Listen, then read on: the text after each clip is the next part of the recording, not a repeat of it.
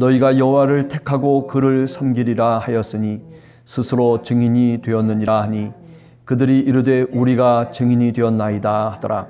여호수아가 이르되 그러면 이제 너희 중에 있는 이방 신들을 치워버리고 너희의 마음을 이스라엘 하나님 여호와께로 향하라 하니 백성이 여호수아에게 말하되 우리 하나님 여호와를 우리가 섬기고 그의 목소리를 우리가 청종하리이다 하는지라.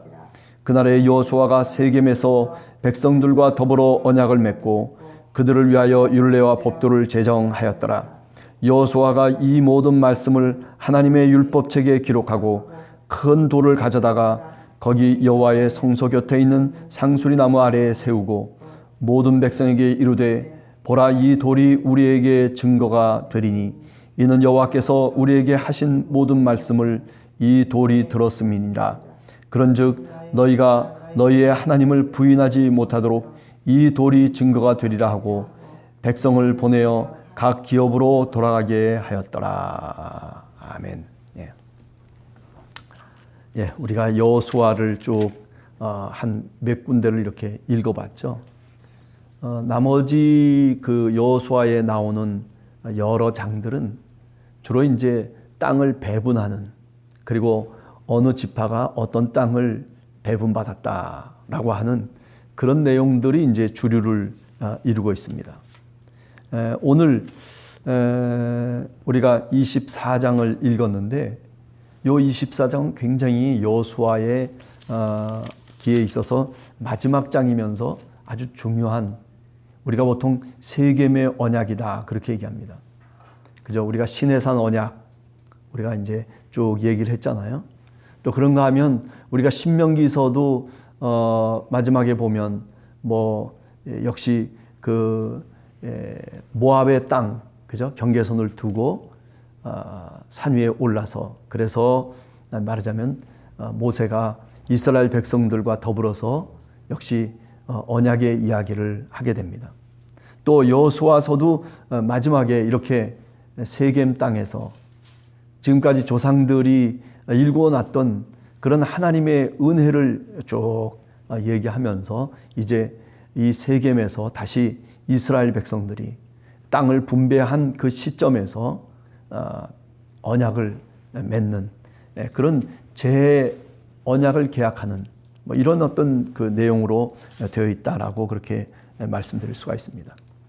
그래서 우리가 좀 막말로 얘기하면 여호수아서를 다 읽을 필요도 없어요. 이 24장만 읽으면 구약 성경에 있는 내용이 다 이해가 되고, 그리고 어떻게 진행됐는지를 전부 포괄하고 있다라고 생각을 합니다. 자, 그러나 오늘 이 24장을 읽으면서 우리가 어제도 그런 얘기를 했지만은, 그죠? 우리가 출애굽기라든지 모세오경에 나오는 이스라엘의 모습과는 굉장히 다르다 하는 거죠. 무슨 얘기인가 하면 우리가 이미 출애굽기에서 잘 알고 있듯이, 또는 민수기에서도 마찬가지지만은 이스라엘 백성들이 불신앙으로 쭉 그 광야 생활을 점철해 나가잖아요.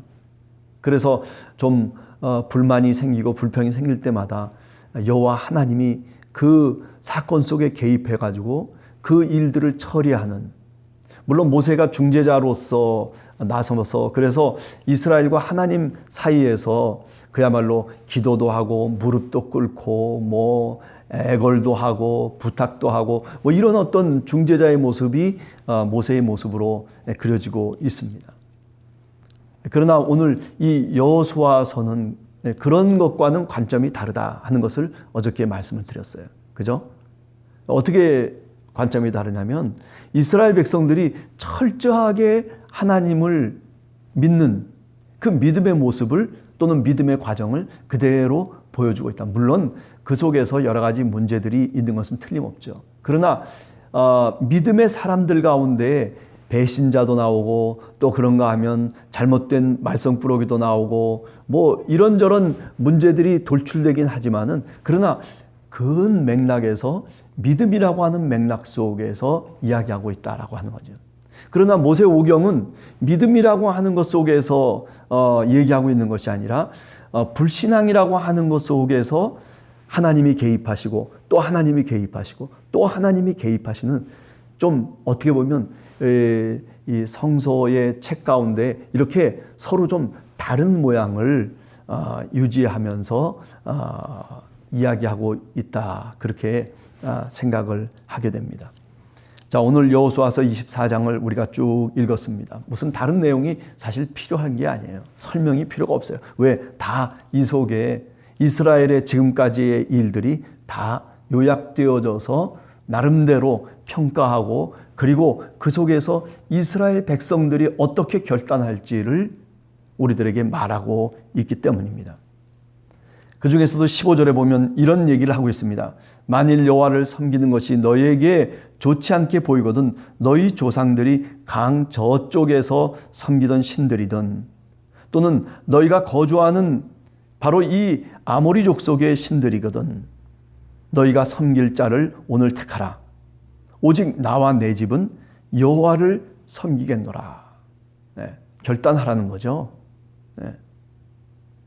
애굽에서 섬기던 신들을 버리고 그리고 출애굽을 해서 여기까지 나왔어요.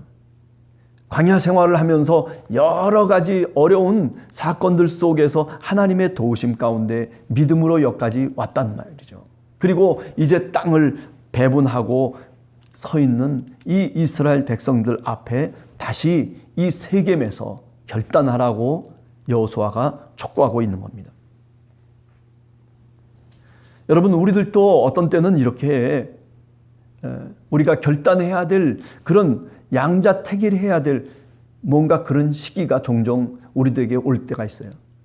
어떤 양자택일입니까? 하나님을 택할 것인지 아니면은 무엇을 택할 것인지. 우리가 예수님의 이야기 공감복음서에서도 보면 그죠? 이런 얘기 있잖아요. 너희가 가이사의 것은 가이사에게, 그리고 하나님의 것은 하나님에게. 무엇을 택할 것이냐라고 물을 때에 그때 예수님이 아주 명쾌하게 대답을 주고 있는 거죠. 우리들도 인생을 살아가면서 어떤 때는 하나님을 택해야 될 때가 있어요. 아니, 우리가 하루하루를 살아가면서 하나님의 길을 택하면서 살아가야 될 그런 다급한 경우들이 사실은 생기게 되죠. 그럴 때마다 우리는 이 오늘 이스라엘 백성들이 믿음으로 하나님이 원하시는 그 길을 택해 나가듯이 우리들도 그 길을 택해 나가야 된다. 특별히 마태복음에 보면, 그죠? 너희가 넓은 길이 있고 좁은 길이 있는데, 그런데 어디로 가겠느냐? 넓은 문으로 들어가겠느냐? 아니면 좁은 문으로 들어가겠느냐? 예수 그리스도를 따르는 사람들은 다 어떻게? 좁은 문으로 들어가야 된다.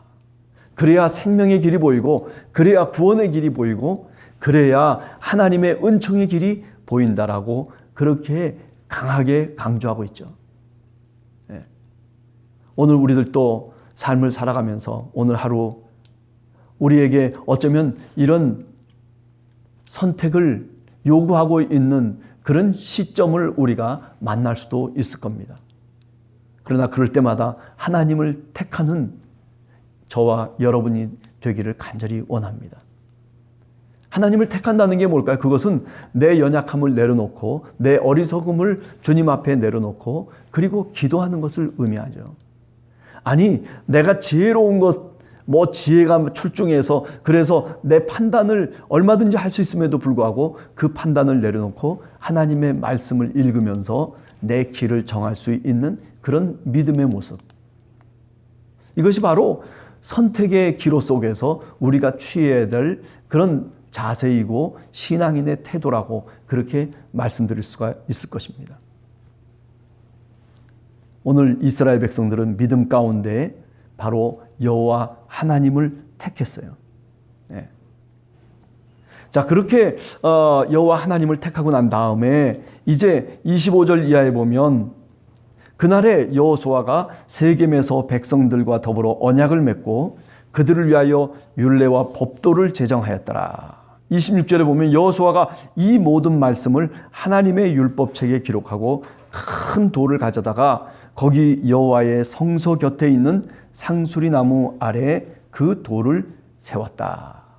그리고 그것을 증거로 삼게 되는 것이죠. 네. 그래요. 우리가 어떤 것을 선택하고 우리가 어떤 길을 가겠다라고 그렇게 결단을 하고 난 다음에 오늘 바로 그날에 세겜에서 이스라엘 백성들이 이제 하나님과 언약을 맺었다.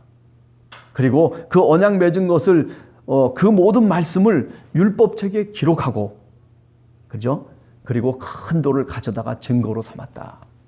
이런 태도가 사실은 굉장히 필요한 거예요. 이거는 뭐냐면은 우리가 세리장 삭개오의 이야기 속에서 누가복음 19장에 보면 예수님을 영접하고, 그죠?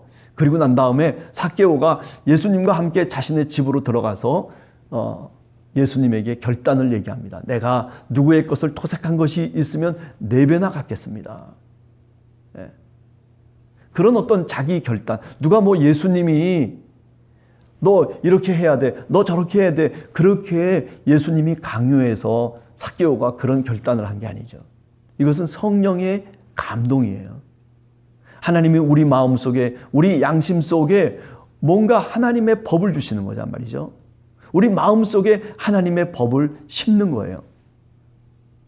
오늘 이 이스라엘 백성들, 그래요. 겉으로 드러날 때는 이것이 언약을 맺고 율법과 법도를 제정하고, 그리고 말씀을 율법책에 기록하고, 그래서 문자로 어쩌면 돌비에 새겨 넣는 그런 신앙의 모습일런지 모르지만, 그러나 그 이면에는, 보이지 않는 그 밑바닥에는 바로 뭐냐면 성령의 감동이죠.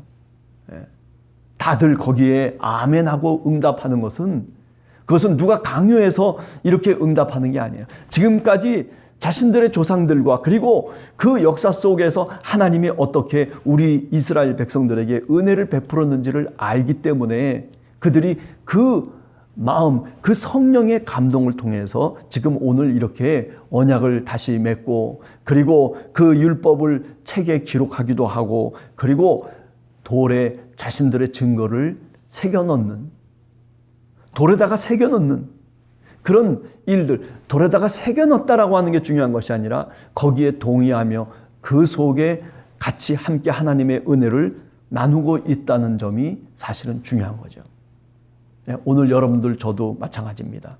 우리가 예수 그리스도를 믿으면서 믿음 가운데 하나님의 자녀로 살아가는 사람들은 이렇게 내 스스로 내 마음속에 뭔가 하나님과 맺은, 하나님과 약속한, 하나님과 기도하면서 하나님과 내가 삶을 살면서, 그러면서 내가 경험한 것들을 내 가슴 속에 새겨 넣어야 돼. 신앙의 사건들을 내 마음 속에 새겨 넣는, 내 심장에 새겨 넣는 그런 믿음의 태도와 성령의 감동과 은혜가 우리들에게 있는 것이죠.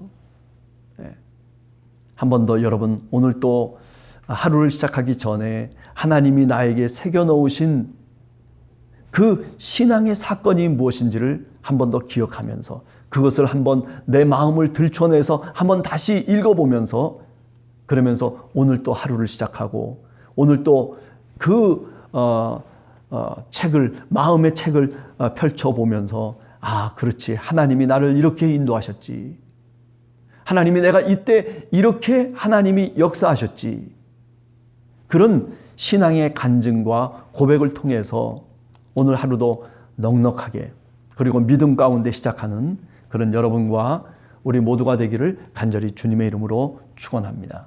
같이 기도하겠습니다.